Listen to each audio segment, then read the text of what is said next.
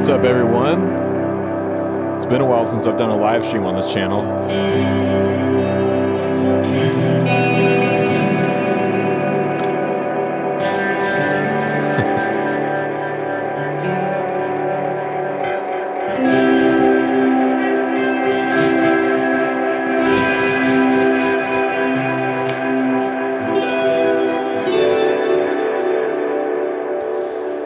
So yeah, what's going on, everyone? Happy Tuesday.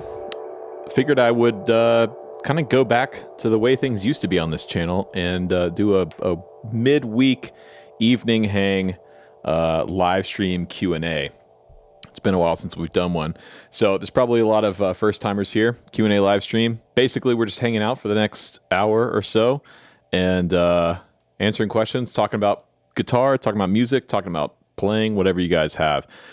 If you want to ask me a question, you can do it one of two ways. You can @ me in the chat, @Rhett Shull. You can drop a top chat donation, which is greatly appreciated.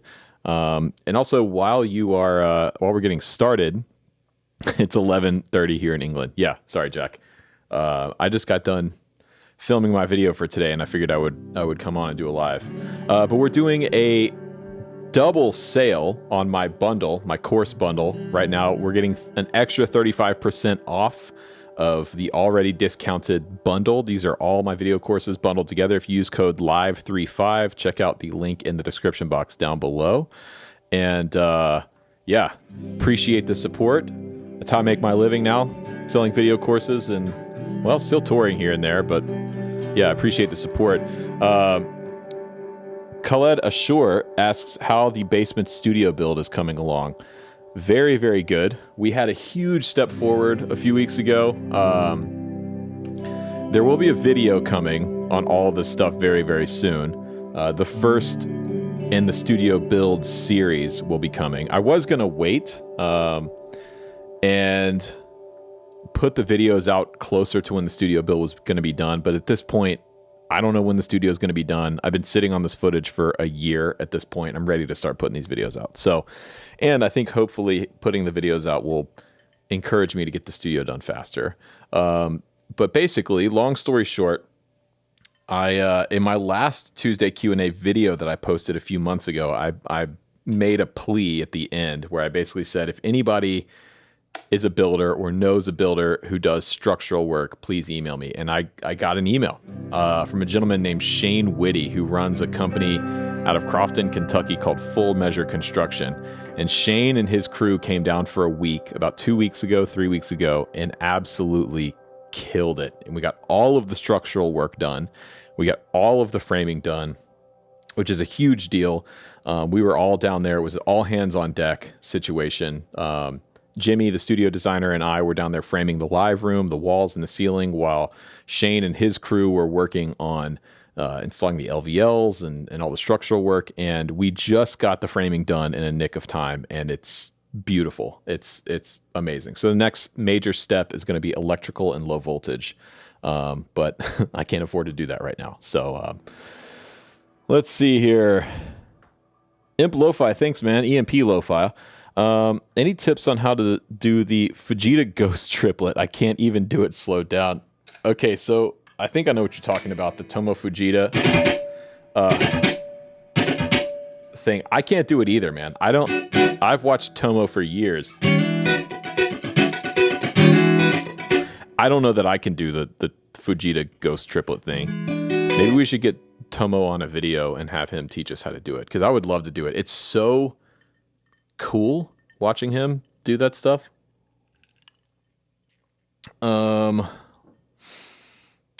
Let's see here. Oh man, tons of questions. Oh, also, let me know where you guys are tuning in from.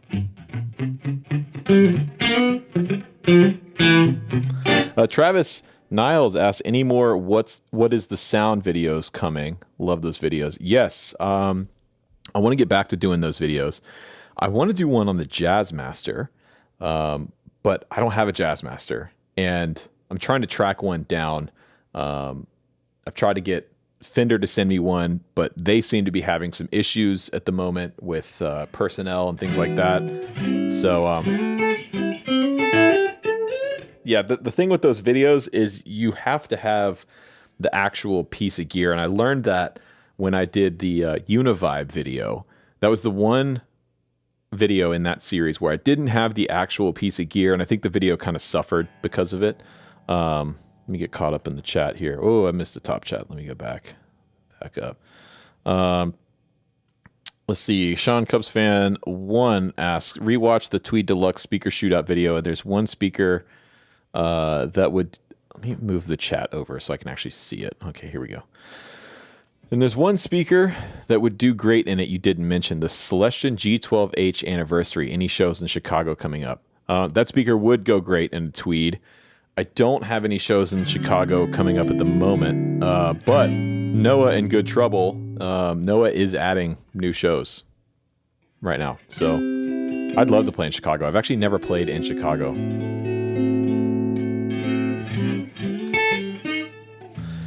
Oh, man. Where's Deacon Knight? Deacon Knight is on hiatus at the moment. So after we stopped doing the Backstage live shows over a year ago at this point, right? It's been like a year and a half since we did our last show. We kind of went on hiatus. So the guys in the band, Jamie, the keys player and singer, he's been on tour with Thomas Rhett, the country singer, for the last year and a half, something like that. Philip, our bass player, Philip Conrad, who you should now be following on YouTube if you're not already. Philip Conrad, he's coming up on 10,000 subscribers actually, so we should try and push him over 10,000. So Philip works in the film industry now. He's a boom operator on big time movies and TV shows, and that's been keeping him busy. And Chad is busy as well. So the plan is, when the studio is done, I want to get the band back together and do like an EP or something. That would be amazing.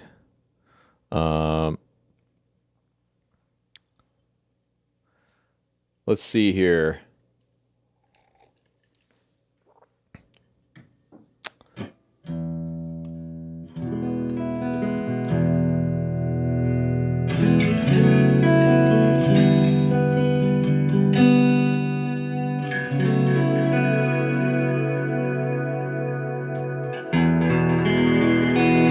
Do I still use the Epiphone Casino? I do. I did some recording with it not too long ago. That's mostly how I use it, is as a studio guitar.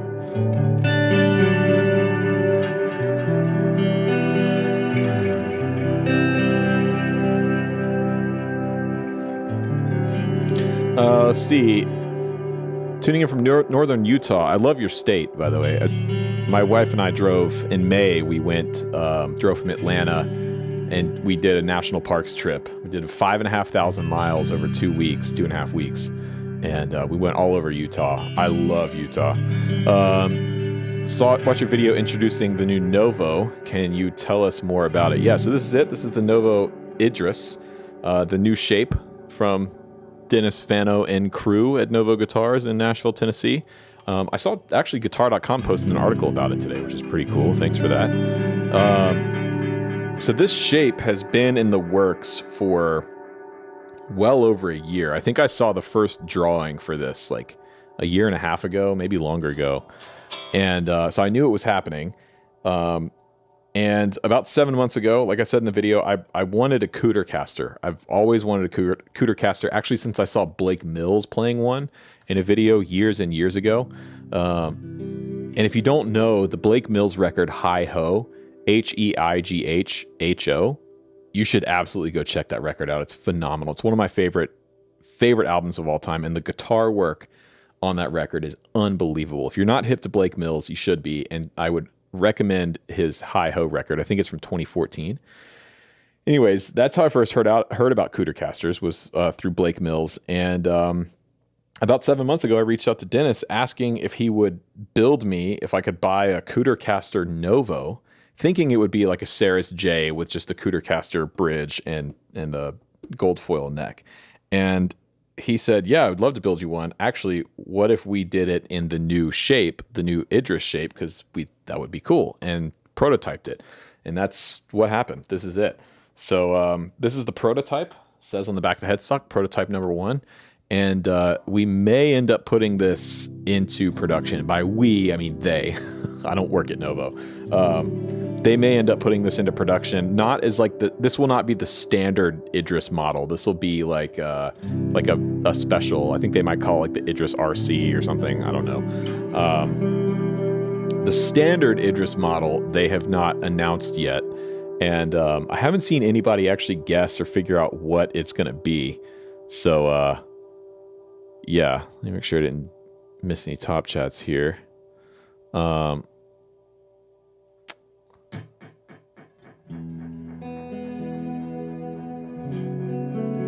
thanks, Walker. I appreciate that.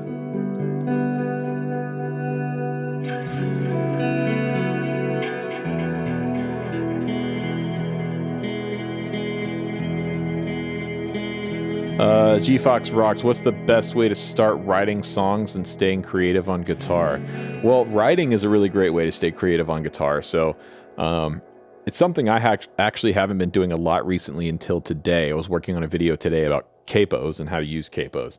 And I wrote an intro track for it. And it actually was a lot of fun. I have gotten out of the habit recently of actually writing, but honestly, man, the way to start writing, start simple, start with a simple chord progression, and then just build on top of it. The things that I've noticed when I've been writing most of the tracks I've written for videos or songs I've written with friends of mine, like Susie Jones, for example, there's always a time, at least for me, in the process where I feel like it's not working, like something's not right, and it can feel kind of discouraging, like it's feeling empty or it's missing something, and it can be kind of hard to hone in on what that thing might be.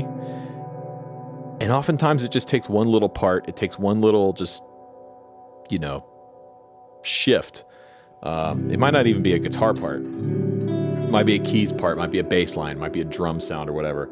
And then the whole track just kind of opens up. So I would say the best way to start writing is just to try stuff and go into it with the understanding that most of what you do going in is not going to be great, but you have to get that stuff out. You have to get the reps out. I know some really great songwriters, some really successful songwriters, people who have written massive #1 hit songs. And that's one thing that a friend of mine told me. And this friend is a very, very successful songwriter. So I trust what they say. Brett, what's up, man? How you doing, dude?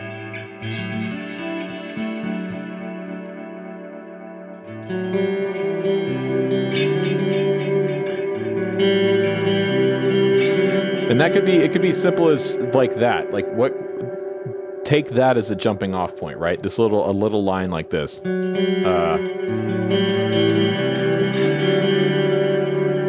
Like you could write a song around that. You could write a whole track around that. What's up with the thumbnail? So the thumbnail is a picture that my wife Tilly took in Hamburg, Germany last year at Clouds Hill Studios. That's my friend Tice, Roofman. If you follow me on Instagram, you might have seen me posting about the Roofman single that came out, that track we did, and that is Roofman. That's my very close friend Tice from the Netherlands. He's from Ermelo in the Netherlands, and he is the artist that Philip and I went over to Hamburg last year to record his record at Clouds Hill. So I actually have a video on that coming as well too. I was supposed to put it out when the single released, and I didn't get around to getting the edit done. So there will be a big vlog coming of that whole trip last year. Tiva, thanks, man. You always end your videos by saying there is no plan B, and that has been a huge encouragement for you. Awesome, man. I appreciate that. What exactly do you mean by that? How can that apply to a band in 2022? Yes, the no plan B thing, I feel like I need to explain it more often than I do. To me, it means it's not literally have no plan B, have no backup plan. For me, it means like whenever you decide to do something that you really want to do, something you're passionate about, for me, it was been a couple of things actually, like starting in music, starting a career in music, and then starting a YouTube channel. These big sort of daunting things that can be really intimidating and hard to kind of wrap your head around. The no plan B thing to me means get up every day and work at that thing as if you have nothing else to fall back on. Like there is no backup plan. And this doesn't work for everybody, like it, you know, but it helped me. That mentality helped me out, especially early on with YouTube, which is a really tough thing to do. Building a YouTube channel can be a really tough thing to do. Especially in the beginning. It's a lot of work. It's a ton of work for no reward, basically, for months or even years. So that idea, that no plan B thing, kind of helped keep me focused. I missed Casey Carrington's super chat. Okay, thank you. Let me scroll up. Sorry, Casey. I mean, this is way up here. There it is. Okay. DC area, got your first Gibson, a 2011 60s Tribute P90s. Any advice for first Gibson... advice first Gibson first P90s? Well, I would say, depending on...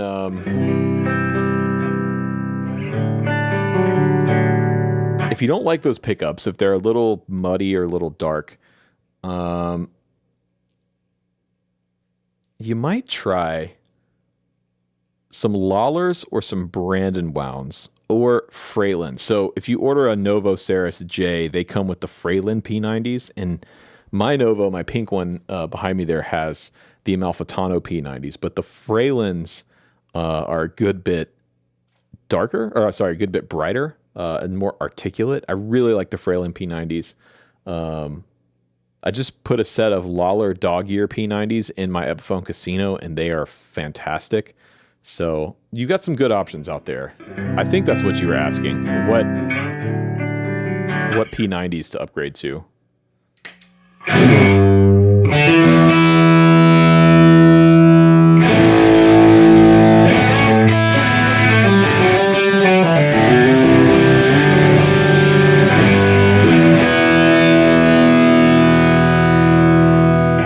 This pickup sounds so good.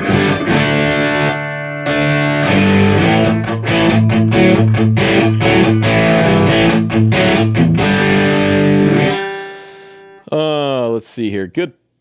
Have a telly. Love the gritty, bright sound. I like that aggressive attack when you dig in. Any guitars that also do that thing right now, looking at a Gretsch thought. I mean, lots of guitars do that thing.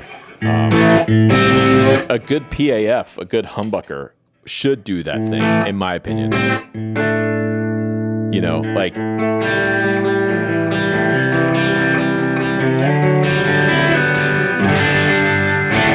to me, a great Les Paul, like a great burst, should almost sound like a telly on steroids.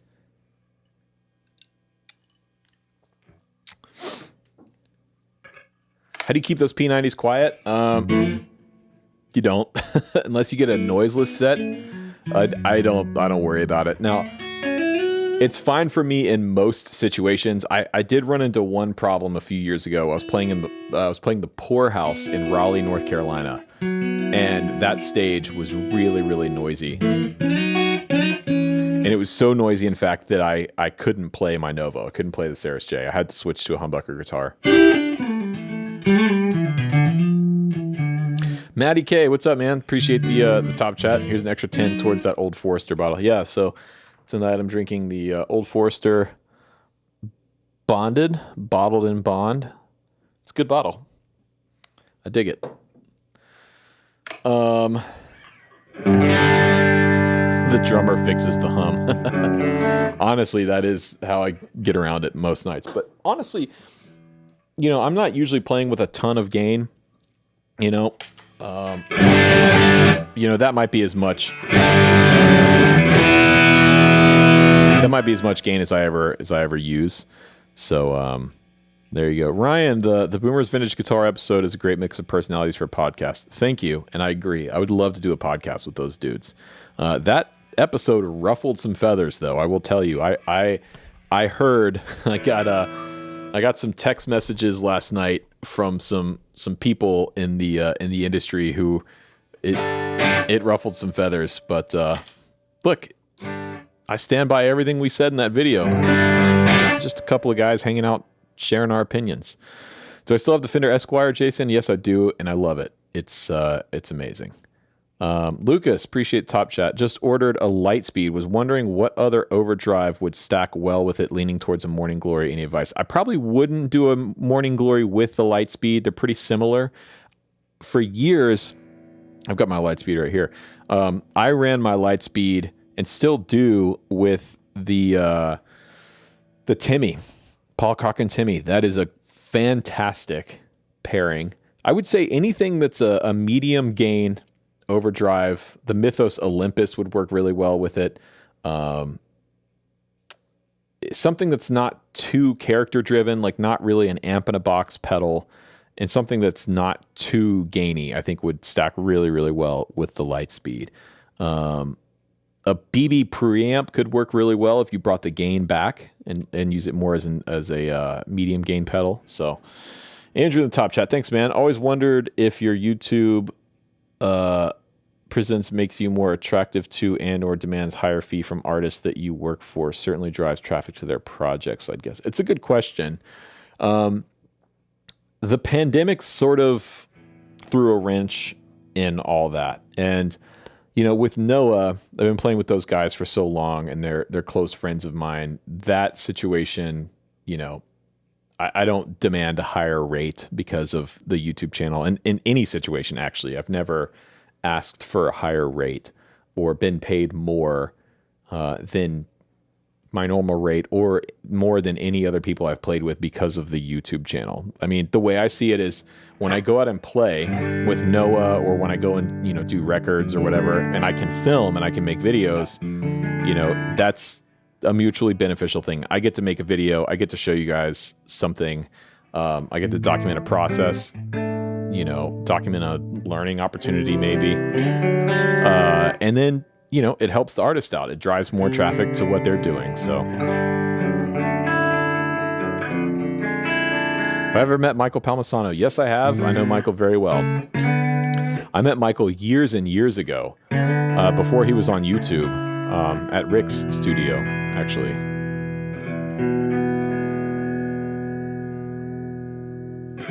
How long until the Rhett Shull Pat Finnerty collab? I would love to do something with Pat Finnerty. He hasn't posted a video in a while, I don't think, has he? Dude, I love what Pat does. So, can you tour in Pensacola, Florida? It's been a few years since I played in Pensacola, but I don't think we have any dates coming up there. John, do you prefer the Casino or the ES335? If I had to pick one, I'd pick the 335 because it's more versatile. It's more usable with the center block down the middle. It's more usable in live situations. It's not as prone to feeding back. But they're very different things. They look similar, but they're very, very different guitars. I'll put this on manual focus so it's actually focusing where it's supposed to. There we go.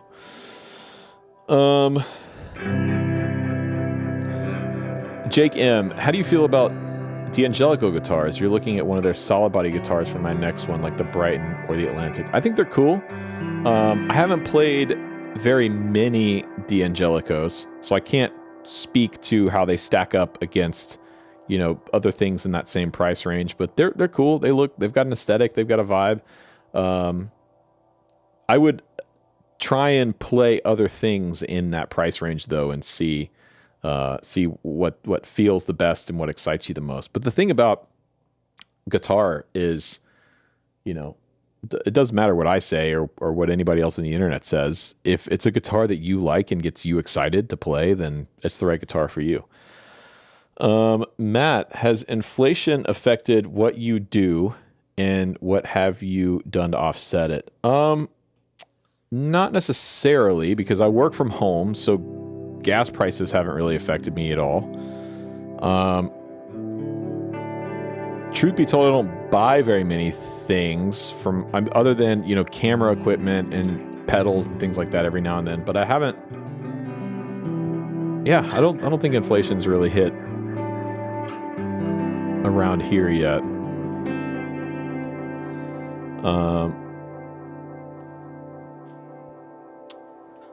Let's see. Truls Olsen, hypothetical question. If you wanted to create and sell presets for modelers, which modelers should you focus on first? I would focus on whatever you're most comfortable with and whatever you can get the best sounds out of, period. So for me, that is Helix. I feel really comfortable with Helix and getting really good sounds out of Helix. And it's also beneficial because the stock presets on the Helix stuff are pretty bad. And by pretty bad, I mean they're like really bad.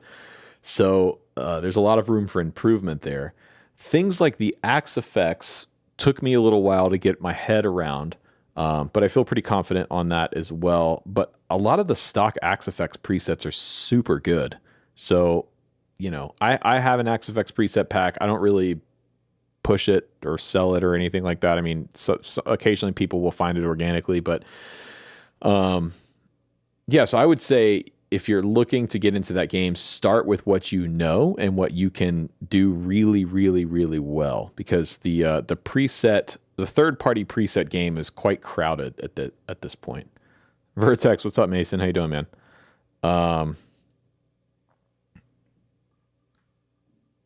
How has the Quad Cortex tour rig treated you, Sergio? That's a really great question. And the answer is fantastically. I'm quite impressed with the Quad Cortex. I still have, there's still a few downsides to it. If you watch my review when it first came out, I still think the effects leave a little bit to be desired, just in the quality of the effects and the overall like choices that you have. I think Helix absolutely blows Quad Cortex out of the water, as does AxeFx in that realm. I still think AxeFx is the best modeler just all around, even though it has the most horrible user interface ever. But the way I'm using my Quad Cortex rig is essentially as a pedal board, as a small pedal board. I'm not using any of the amp modeling in it. I'm putting it in front of an amplifier, and I'm using some outboard fuzzes into it, and then I am using reverb, tremolo, and then some overdrives that I captured in the Quad Cortex going into the amp. And honestly, it sounds fantastic. And I was most impressed. A few weeks ago, we played in Round Rock, Texas, just outside of Austin, and it was insanely hot. I mean, it was unbelievably hot. It's the hottest I think I've ever been on stage when we were sound checking. It had to have been 110 degrees or more on that stage. And that pedal board and that Quad Cortex sat on that stage in the direct sunlight cooking for hours. And it was so hot that you couldn't touch it. Like, it would almost burn your skin. It got so hot. But there were two things that impressed me in that. One, it never quit working. It never faltered. It never even, like, you didn't have any issues. And two, I could still see the screen in the direct sunlight, which, if you've ever played outdoor festivals, a lot of times with LEDs on pedals, it can be almost impossible to see if your pedals even turn on when you're playing in direct sunlight. Or like the Strymon pedals, for example, the Timeline, the Mobius, in direct sunlight, you can't see that little LED or LCD screen, whatever it is, you know. So the Quad Cortex really impressed me in that it didn't just fail. The next night we were playing literally on the beach, and the humidity was just insane. Like, I took everything out of its cases and everything was just wet. There was a layer of water, of moisture on all my gear, and it didn't falter at all. So I think it's built really, really well. Just wish they would update the onboard effects.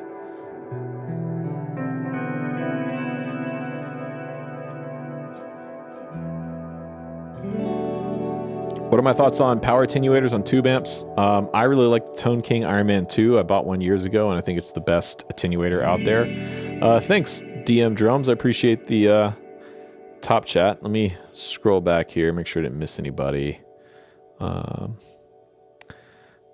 No, I think we're good. Wilson asks, favorite camera for videography. So I shoot everything on Sony A7 IIIs. Like right now, this is an A7 III. My B camera is an A7 III. I really like Sony for video. I think it's the best bang for the buck. A lot of people shoot Canon. A lot of people really love Canon. I get it. I just think that you get more for your money with Sony. And I've been shooting Sony since I started my channel. I am about to upgrade my A camera setup to either the FX3 or the FX6 from Sony to get more of like a cine style camera. So that's it for all the camera nerds. SMA, thanks, man. Would you choose a vintage Fender or custom shop? I know it's a loaded question. I mean, well, if money was no object, I'd go vintage. But money being a real thing. Well, right now I can't afford a vintage Fender, so that answers that question. It'd have to be custom shop.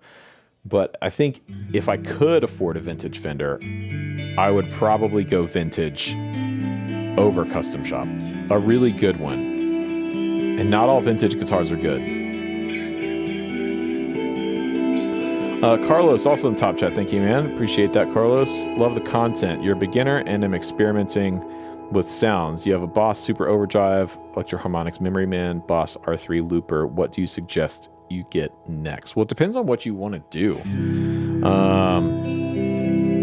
So you've got an overdrive, you got a delay, you got a looper, maybe some kind of modulation or another time-based effect like a reverb would be really good. You know, a certain flavor of modulation might be really cool as well. You know, a tremolo or chorus or what have you. That would be my next suggestion. Or a fuzz. But you've already got some drive covered, so I might recommend some modulation.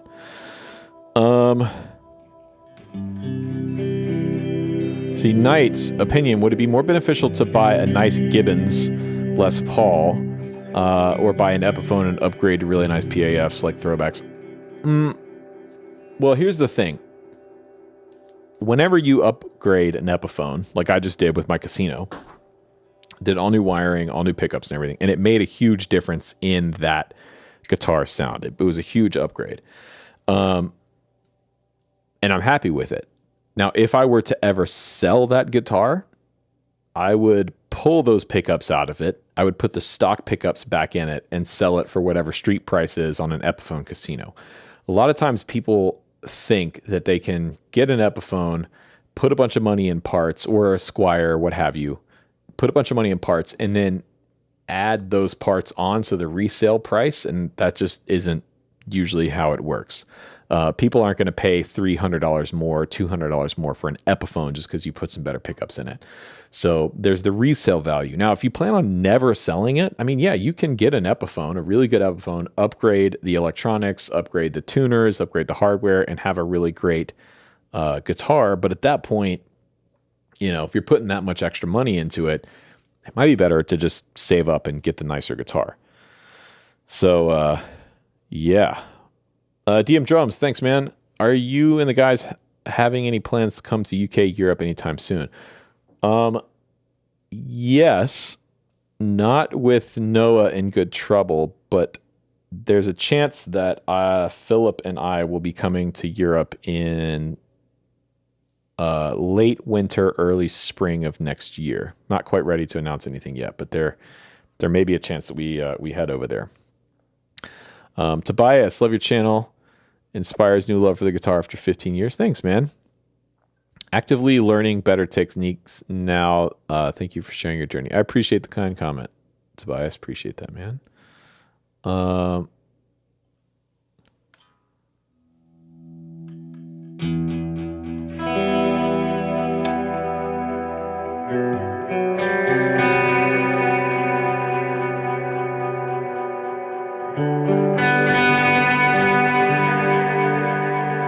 How much did it cost to upgrade the Casino? I bought the pickups. They were actually got a deal on the pickups from Atlanta Discount Music because it was a split set. At some point, they had like sold the the neck of one set and the bridge of another set, and I bought the remaining two. So I think I paid like $120 or $130 for the pickups. And then I had Ben at Righteous put the new electronics and the wiring in, and because I was shooting the video there, they didn't charge me, but that would have been probably another $150 maybe worth of labor, $120. I'm not sure. It's quite a bit of time because he did the wiring and the pickups at the same time. So I'd say maybe $250, something like that. I love stainless steel frets.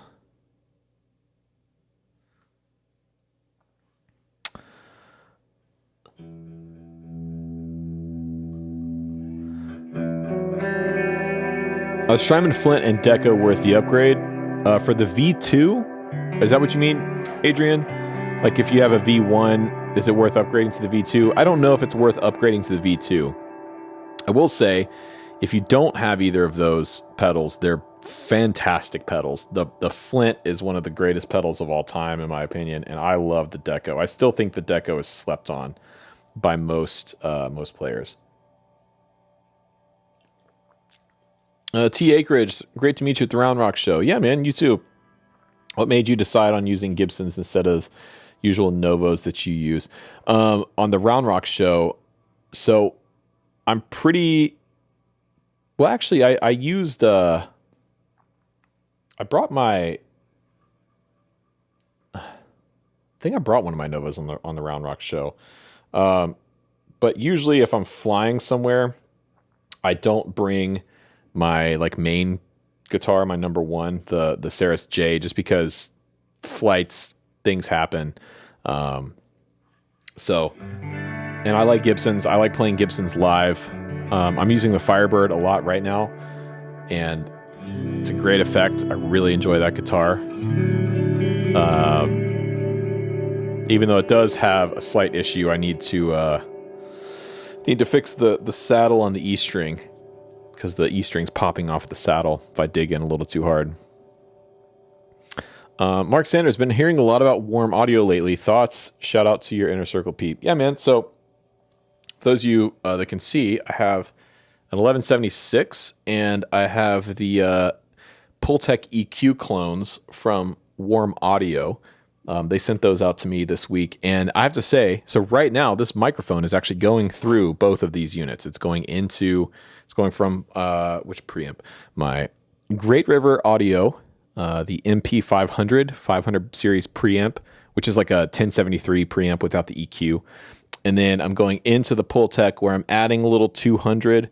See, I can really add a lot of 200, or I can cut a lot of 200, so you can hear that. And what else am I doing? I'm adding some 12K, adding some air, add some extra air up there. And then I'm actually not cutting anything. But the cool thing about a Pultec EQ like this is even if you have the EQ bypassed, if you're not cutting or boosting anything, because it's a tube EQ, you're getting some saturation and you're getting some color just by running your signal through it.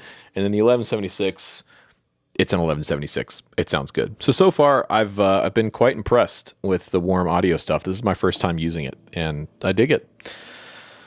I haven't shot it out against, the real stuff, so I can't speak to how it directly compares to stuff, but yeah. Modern Vintage, thank you, man. Any experience or friend feedback on Wizard amplifiers? Are they used much in the studio you've worked in, or mostly Marshalls? I've actually never played a Wizard, and I don't know anybody that owns them or really plays them, except for maybe Pete Thorne. I don't think he owns one, but I think he's played them. Yeah, sorry I can't be more of a help. I've never played one. Do you use your Theodore Live, Matthew? No, I don't.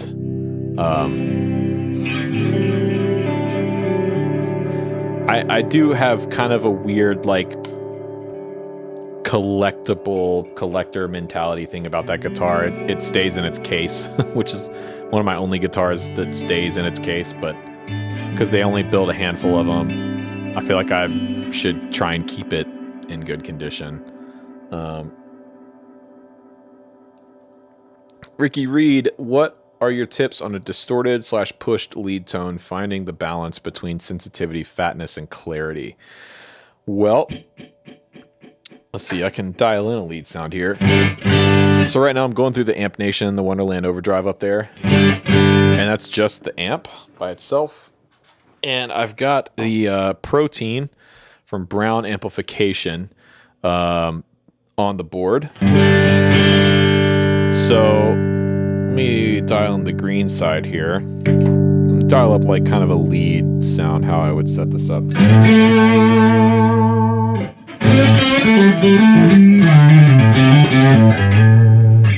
I will say the one thing that's been tough to get used to with this guitar is this cover plate on top of the bridge pickup is right where my hand sits. So it's been tough to kind of work around.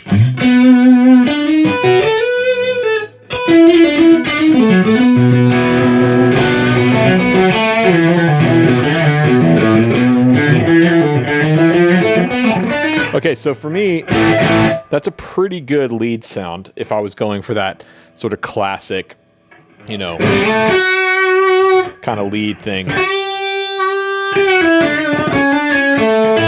Should work well with slide as well.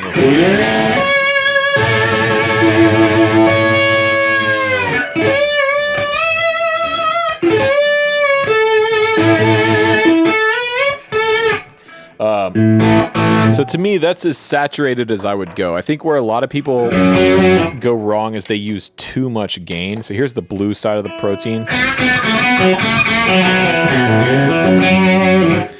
So I would dial that gain back a little bit.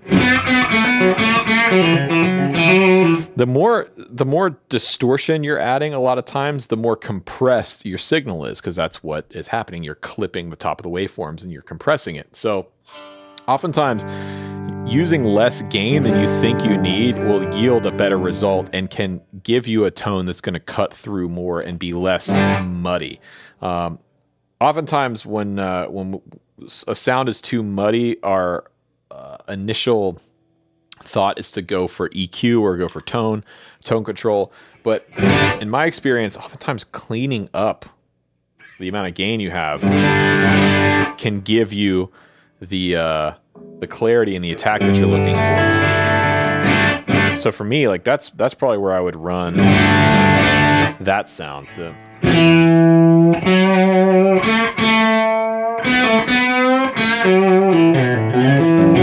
It's articulate, it's clear, but it's not too saturated. If I were to stack both of these together, well, actually it doesn't sound bad.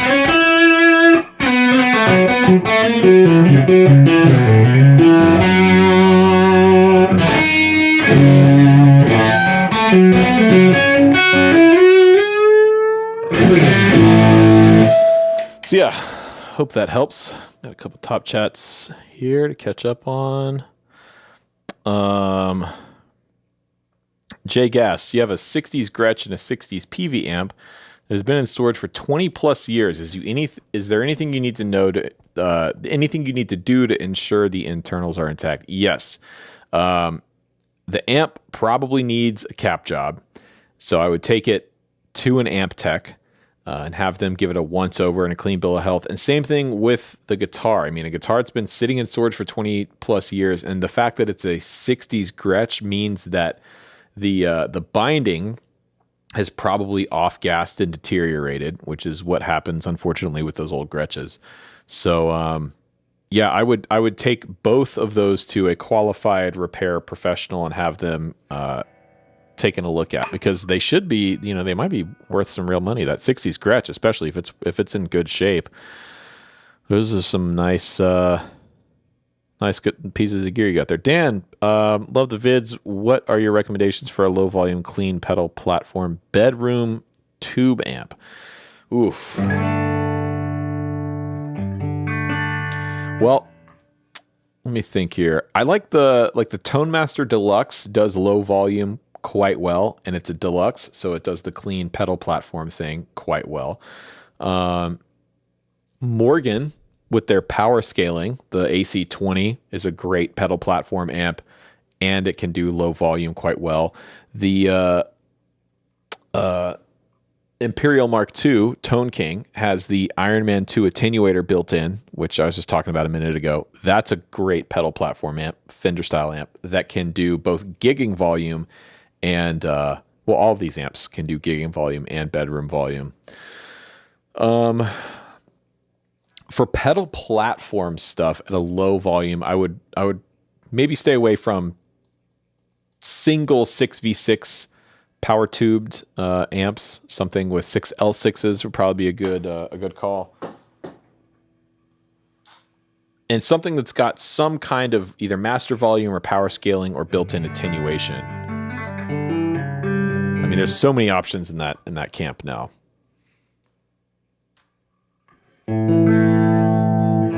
Do you like the sound, Midnight Storm, do you like the sound of fuzz pedals that are being played with a clean amp? Yes. Like this, for instance. I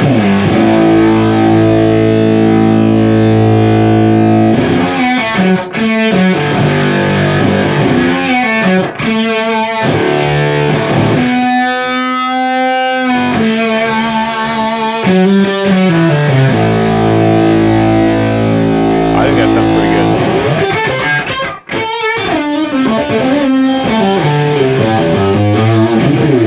That's the Star Eater from Pigtronics, and it cleans up super well. Well, not cleans up, but when you roll your volume back, it does my favorite funky octave fuzz thing, that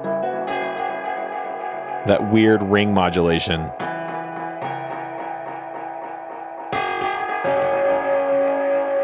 Yeah.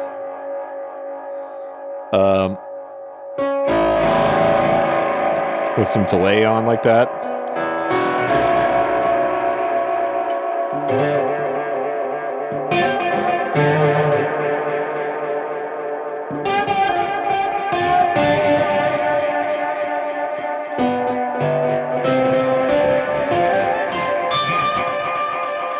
Love that. Feedback down a little bit.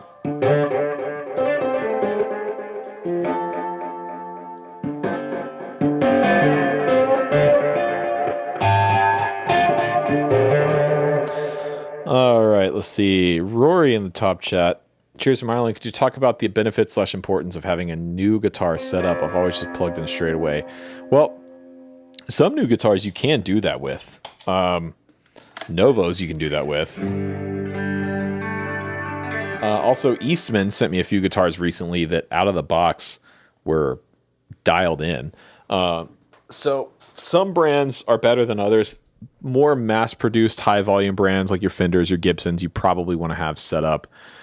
And essentially, it's just going to give you a better playing guitar, which means it's going to be easier to play, and you're going to have more fun playing it. You're going to enjoy it more. And, yeah, you're going to get more use out of your guitar. So I think it's having your guitar set up by a professional, if you're not doing it yourself, is a worthy investment. Ari, do I prefer tube amp distortion or pedal distortion? I prefer tube distortion. So as an example, we'll go back to the Protein that I have on the board here. I'm going to go to the blue side. And I'm going to turn the gain like all the way down. I'm going to turn the level all the way up, so it's basically a boost. And we're going to hit the front end of this Wonderland Overdrive, which... Am I clipping? Is that amp too loud for the... Let's turn that down just a touch.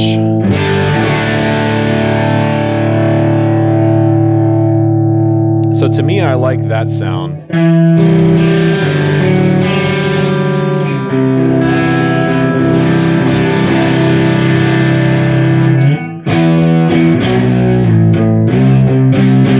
It sounds a little bit more open, a little bit more natural, versus if I go to the other side where I turn the gain up and the volume down.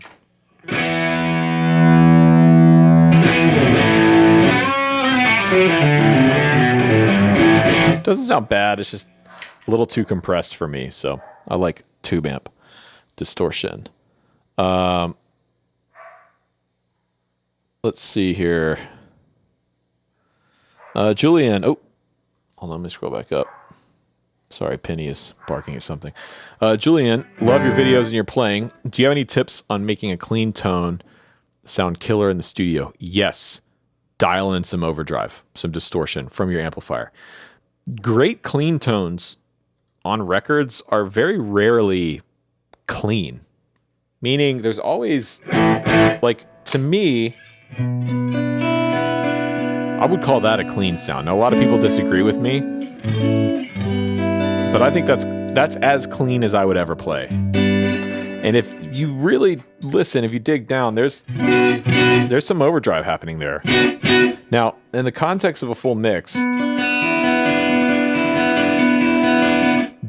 that harmonic distortion and that saturation and that clipping that's coming from the amp is actually going to help the guitar cut through the mix a little better.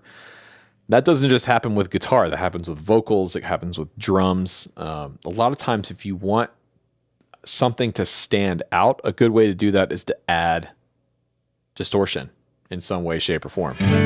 So that's what these distressors are really good at. They add distortion and compression, hence the name distressor, distortion, compressor.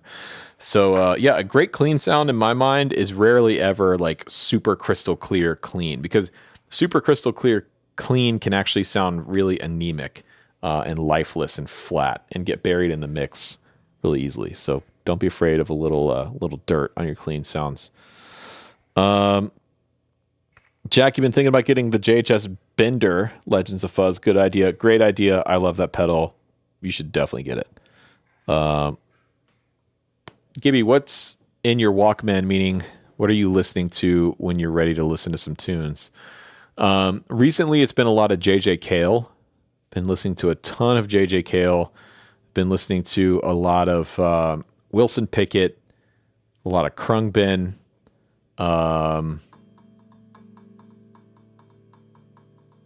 Some of Dawes' older records.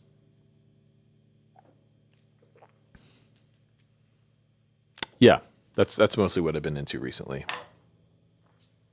Some good shit. Let me get a little closer here.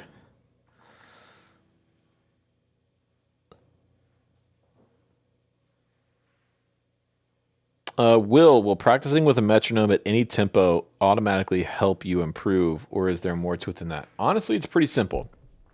Practicing with a metronome is a great way to improve your time feel, and I think it's crucial if you want to be a session player at all, if you want to be able to play on records, either get hired to play on records or do stuff yourself, you need to be able to play with a click track, with a metronome. It's super important. There are different exercises you can do. For example, you can make the metronome really slow, and instead of it being quarter notes, you could treat it like the backbeat. So 1, 2, 3, 4, 1, 2. That's a really great exercise, is set the metronome here at that tempo, whatever that is, 50, 60 BPM, something like that.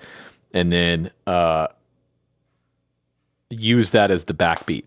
So you're giving yourself more space in between the beats to move around and help develop that time feel. EBA 95, do you own a Jazzmaster? What are your thoughts on them? I don't own a Jazzmaster, but they're great guitars. I would love to have one.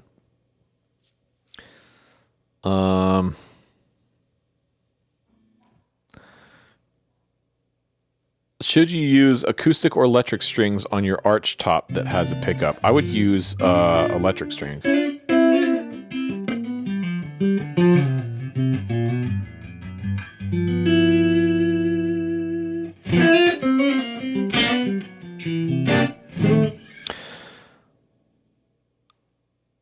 Let's see here. Trebu in the top chat. Thanks, man. You guys should plan a few Ontario shows with the brothers Landreth. You'd love to see that. I think that would be a great pairing. Good Trouble and brothers Landreth.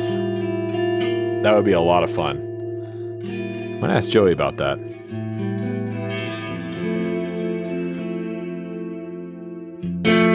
Ooh, Jonathan. Favorite 500 mic pre's to mic your cab? Yes. The Cappy FD312s. That's what my aux is going into right now. They are the 500 series preamps from Cappy, C-A-P-I. and it's the FD312, specifically the WHR4 models. I have a pair of them, and they are unbelievable. They're so good for guitars. They're actually, I think, my favorite, my preamps that I own. Those, and then what I have this SM7 going through right now, which is the MP500 NV from Great River Electronics. That's more of a Neve style. The FD312 is more API style. I like API style pre's for guitars. They're a little punchier. You know, API consoles are a bit punchier. And it helps with that mid-range of an electric guitar, I find. And I've heard Pete Thorne say the same thing. So anytime you're in agreement with Pete Thorne, it's not a bad place to be.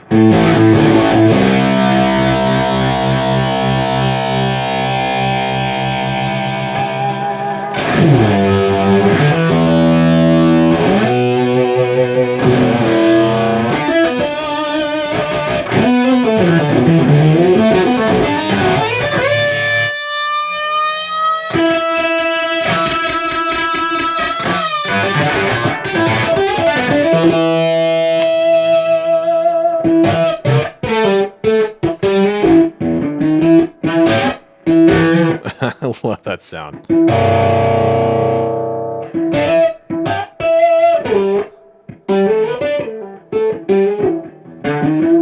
Johnny Mac, do you think a songwriter / musician can make a living only releasing online content and never performing shows? I mean, yeah, I think so. Oftentimes shows for original artists can be more of a drain on your finances than an income stream. Not always, but can be.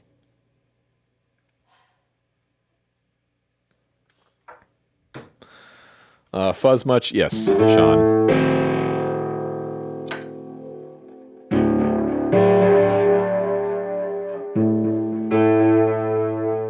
With some delay on there. Get this feedback going up. Go to space.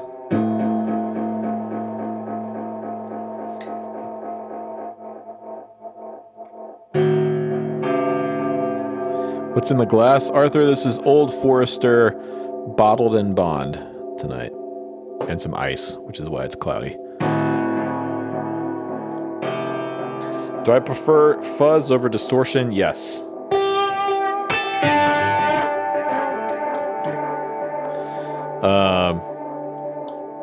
Jack, do you like to use whiskey stones or do you prefer ice? I never use whiskey stones. I like ice, especially with some whiskeys.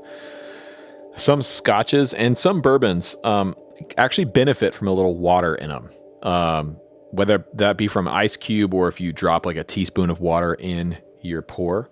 It opens the whiskey up and it kind of rolls the edge off of that alcohol bite when this is when you're trying to like really taste a whiskey. I find a little bit of water helps. Now, if you're putting like 7 or 8 or 9 ice cubes in your drink, that's not, not really gonna work. But and also I found that whiskey stones never actually really, at least in my experience, they never seem to do anything to cool down the drink itself. They just kind of immediately meet the drink's ambient temperature, and then that's it. You just have these weird rocks in your glass that clink around, and I don't really dig that.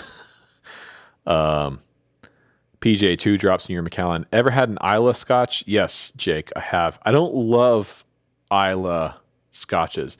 Of the 5, it is 5, right? 5 regions. Isla is like my least favorite. I don't like super peaty scotch. I don't like that peat flavor, which is weird because I love mezcal, and mezcal is super smoky, but it's a different taste. It's not that peat moss kind of funky bug spray kind of taste. That's what it feels like to me is like bug spray. I don't like super peated stuff. Like Lafroig, I've had Lafroig a few times, and it's just not my cup of tea. Ricky Reed, you have a Gig Rig G3, but can't find a fuzz that plays well with switchers. Any recommendations? I mean, put it in front of the switcher. Honestly, get it out of the switcher. Just put it in front. But I thought the G3 should have some provisions for that. Could be wrong.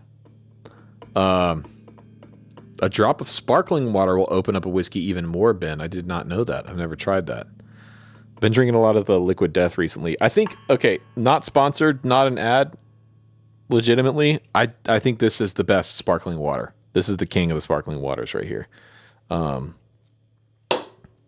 This makes LaCroix just taste like total crap.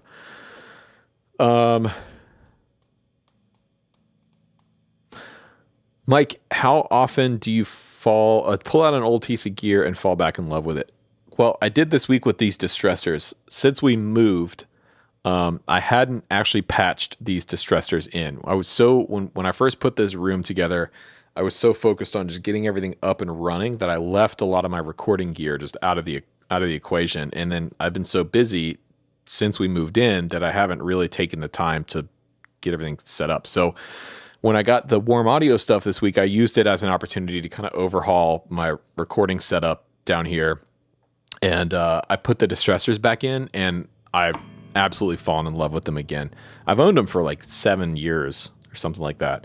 And they're just fantastic pieces of gear, man.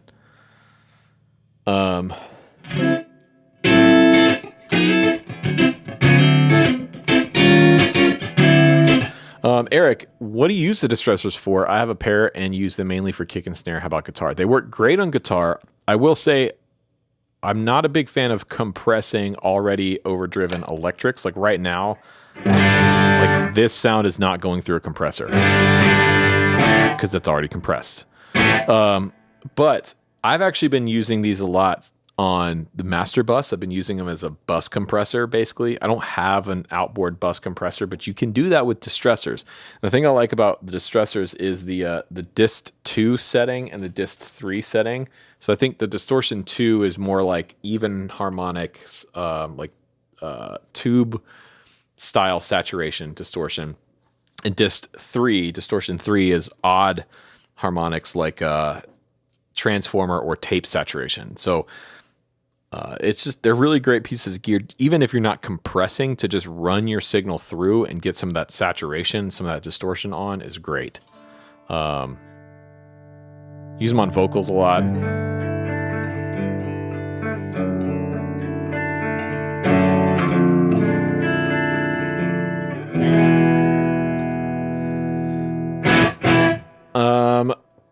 Gerard, have you tried Quilter amps? Recently bought a UK version Cub 50 and love it. You know, I actually haven't spent much time with Quilter. The only times I've actually played them are at NAMM, when there's been NAMM booths that use the Quilter amps to like let you demo whatever pedal or guitar that they might have at the booth. That's the only real time. And if you know anything about NAMM, you know that that's not any way to test out or demo a piece of gear. You can't hear shit at NAMM. So yeah, I have not had enough experience with Quilter to really have a valuable opinion on them, I think.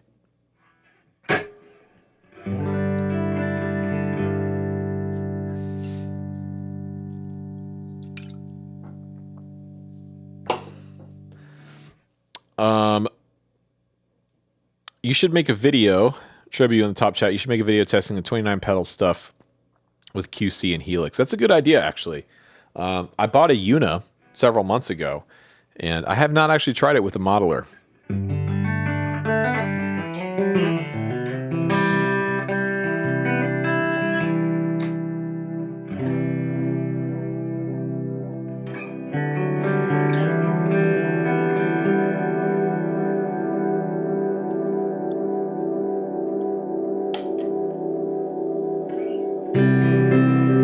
Jack, you'd looking for a pedal platform like the Port City, but would like one more budget friendly, under 800.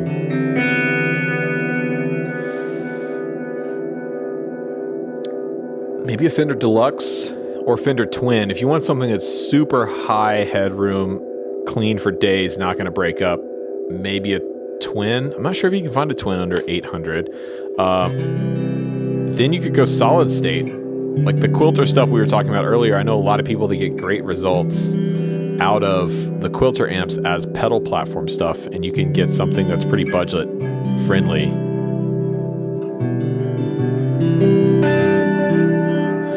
James, how's the Euro rack going? We'd love an update. The Euro rack has stalled. I haven't put much thought into the Euro rack recently, but it's sitting over there and it's taunting me. I'd like to get back into it pretty soon.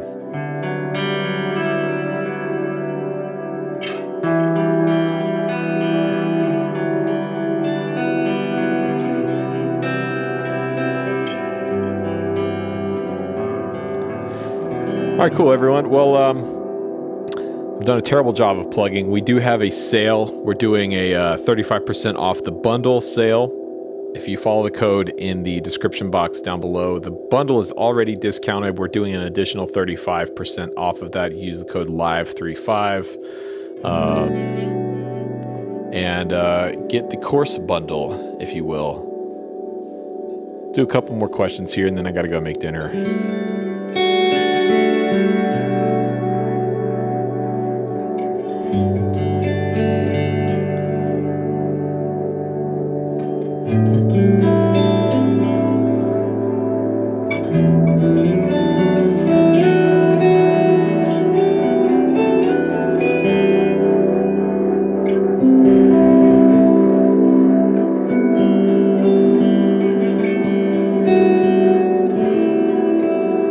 What's for dinner, Jack? I don't know. We're trying out that, what's that meal service, the delivery service? HelloFresh. So it's whatever's in the HelloFresh box. Not an ad, not sponsored. Thanks, Arthur. Appreciate that, man.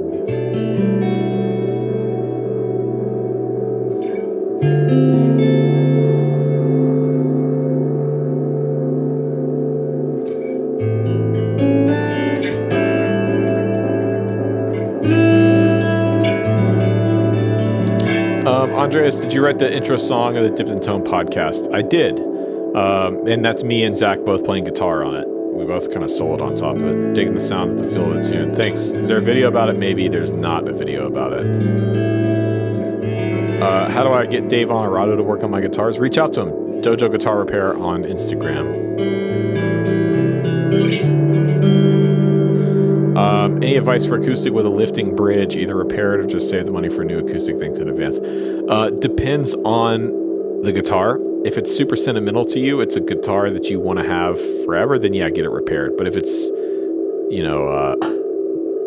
if it's something that you're okay with upgrading, then, might be time to save it for a new guitar. David, what's up, man? Yes, I am live.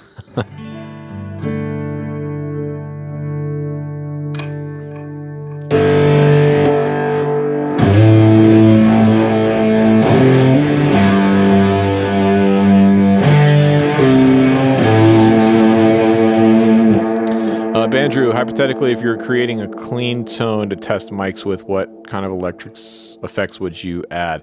I actually wouldn't use a clean tone to test mics out.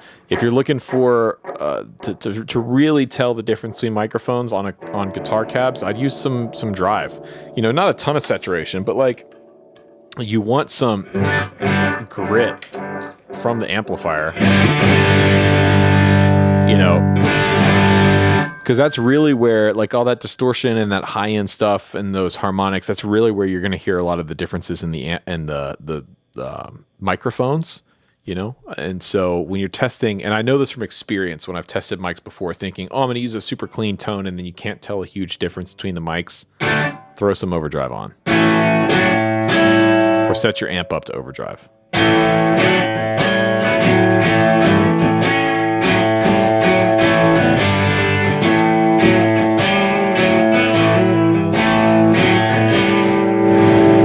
What fuzz is this? This is the Star Eater from Pigtronics.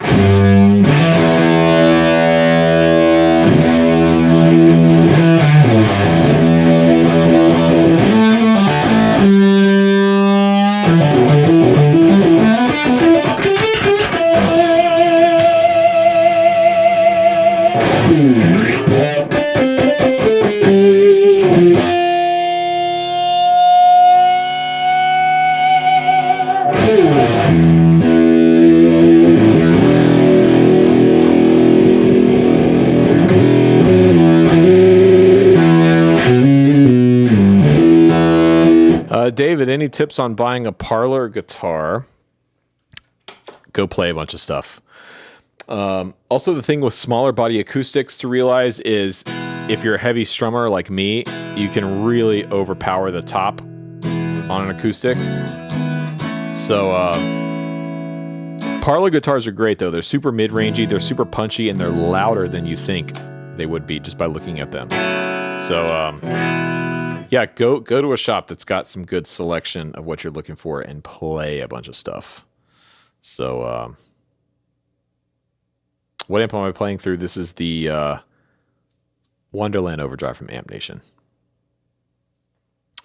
All right, everyone. Well, I'm going to jump off. Thanks for hanging out. Tuesday Q&A. Don't forget you can get 35% off of the video course bundle, an extra 35% off. It's already discounted via the link in the description box down below. And this was fun. I think I might start doing this again on Tuesday evenings, bringing back the Tuesday Q&A live stream. So if you'd like that, let me know. Leave a comment here in the top chat, or if you're watching later, leave a comment down below. Appreciate y'all hanging out. And I will catch you on the next one. Let me sign.